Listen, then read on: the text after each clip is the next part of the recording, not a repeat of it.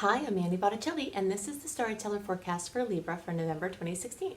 Go to my website, anniehelpsyou.com, see what's new on my blog, and if you're interested in doing coaching as your profession, then check out my new coach certification program that will be enrolling soon.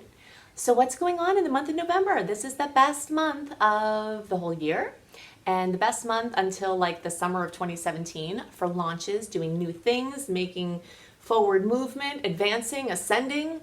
This is an amazing opportunity to move forward on many fronts, and there are lots of beautiful aspects in the sky that will bring opportunities to you in your life for the general, for everybody, and some things specific for Libra. So first I'll talk about some things specific for Libra, and then we'll talk about how the general transits can affect you and what you need to know about them.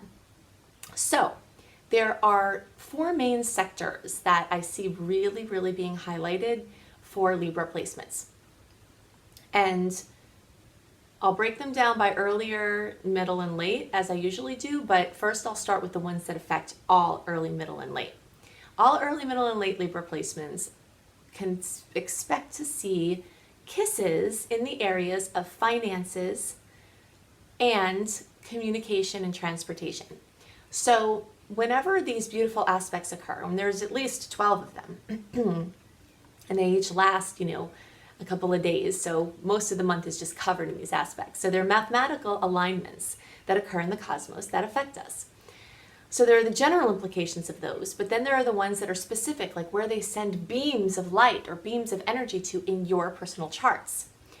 So when these aspects occur, they light up the field of experience that they are occurring in. And one of those sectors for all Libra placements is your money house. This is your earned income. This is your capacity to make money. This is your financial picture in general. This is your things. It's like when children go through that stage when they're like 2, and they're saying mine to everything. It's very predictable. It happens as part of their development. That energy of mine, my stuff, my things that I like, things that I value, things that are important to me. That is the second house. So there's beautiful energy coming in the form of blessings and opportunities there. Also, the third house has lots of opportunities for all Libra placements, and this has to do with how you communicate. Your neighbors, your relatives that are not your parents or kids, so like grandparents, uncles, aunts, cousins, nephews, nieces, etc. So there's opportunity there. Also with your communication and your devices, this is one of the best times of the year to purchase new devices, to upgrade, and also to buy a new car. So better to try to do it before like Thanksgiving, so like before the end of the month, because we have a transit that comes in that's a little bit challenging then, but otherwise the rest of the month is just glorious. So amping your transportation story, amping your communication device story, having more harmonious and significant interactions with many of your relatives, making more money. Those are all themes for all Libras. The later degree placements are also going to have some themes very strongly rooted in the first house. So that has to do with, and really even the earlier and middle degree placements have a long-term theme about what I'm about to describe. But there's extra short-term energy for the later degree placements, which means your birthday is later in the sign or you have a higher number as your ascendant degree, is in the first house. It has to do with the physical body. It has to do with your self-esteem, your image, what you present to the world, your diet, your health, all of those things. The earlier degree placements will also have additional energy in the fourth house, and this is the house of home and family, also the house of real estate, also the house of businesses that pertain to homes, like construction or interior design and decorating, feng shui, and also people who do stuff like psychology or anything having to do with childhood, working with children or families. That could also receive kisses or forward movement in this time. So those are the things that are more specific for Libra. Now I want to talk about this energy of advancement and ascension as it relates to the general transits and dates to watch out for and dates to be stoked about. November is a very exciting month. I'm calling the theme of November for all signs advancement and ascension. There are lots of planetary energies moving through the sign of Sagittarius. And when this happens, there's an overall optimistic, awesome vibe that's lighthearted, it's fun, it's easygoing. It can be very productive as well, but it can be a little bit dizzying because it moves in a spiral, so it's kind of all over the place. So there's lots of expansion and fun to be had this month, and you'll feel the mood be quite elevated, especially compared to the recent months of eclipses and retrogrades.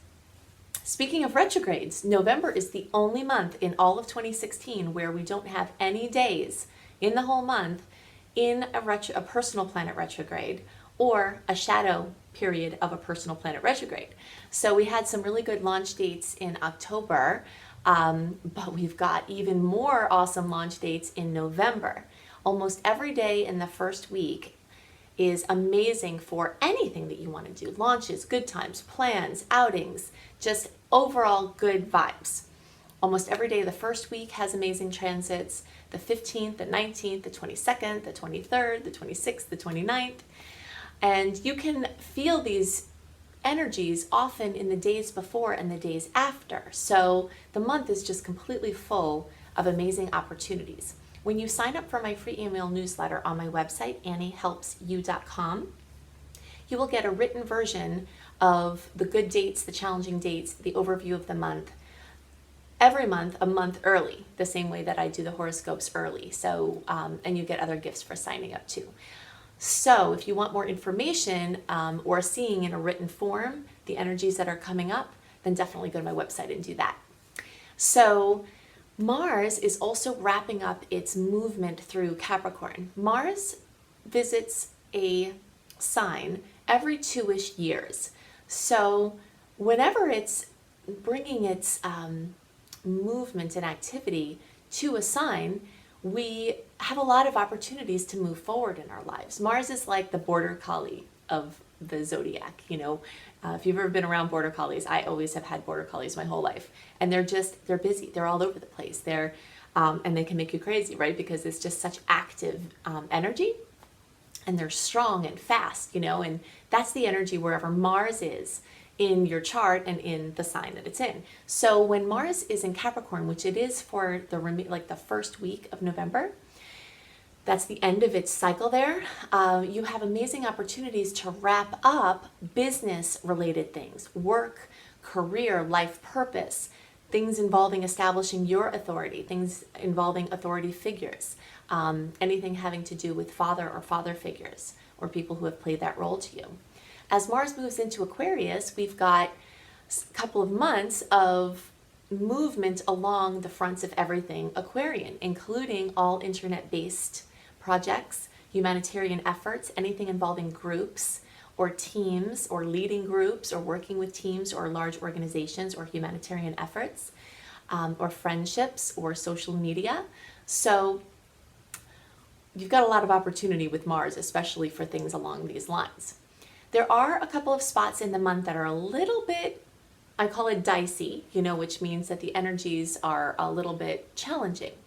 I always think that the challenges give us more opportunities to advance and ascend, you know, so I have an optimistic way of looking even at the challenges. So on the days leading up to that 5th supermoon at 22 degrees of Taurus on November 14th, there could be some emotions. You know, full moons bring emotions. And speaking of dogs, full moons always remind me of how dogs shake off after they get wet, because emotional energy is represented by water energy. And so at the full moon, any energies that we have in our field that haven't been shaken off tend to get shaken off in the form of some sort of little drama, some sort of little upset, you know, coming to fruition, coming to completion. Sometimes it's a really wonderful thing and there are tears of joy, but sometimes it's just stressful. So I often feel the full moon like 48 hours before it actually happens. That's why I say the days leading up to November 14th. Then by the time the full moon comes, I'm good. I'm done with my moment or whatever. So the fact that this is a supermoon, which means that the moon is actually closer to the earth, you can see it. It looks huge. It also increases the gravitational pull and effects on the earth. So anything involving water, like water coming where it shouldn't be, emotions coming where they shouldn't be, excess emotions, can definitely come up. there could be something around the energies of Taurus where it has to do with money or how you make money, your income, something of value, and figuring out things of values, just your values in general.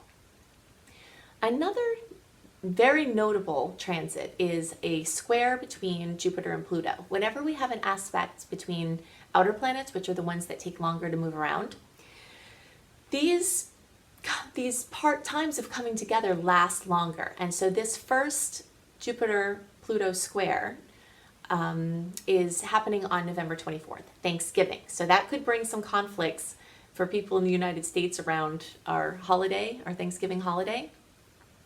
So look out for that. But this is the first of 3 squares.